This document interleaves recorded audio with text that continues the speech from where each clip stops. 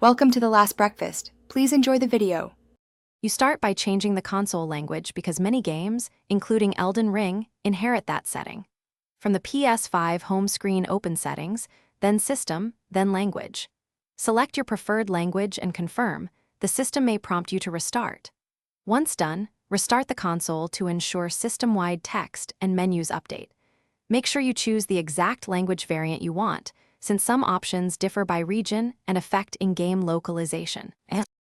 After the console restarts, launch Elden Ring and head to the in-game options menu. Look for languages or display.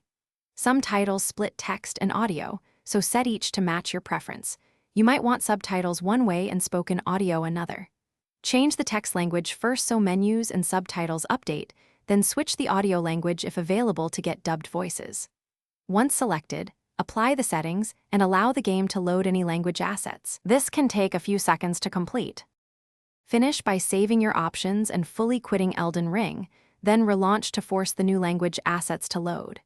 If the language still hasn't changed, make sure the game is fully updated, install any pending patches, and reapply the language settings.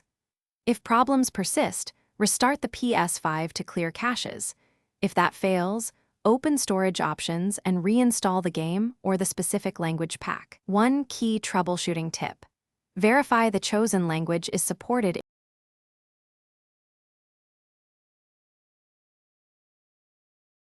Thanks for watching. If this was helpful, leave a like and consider subscribing. See you next time.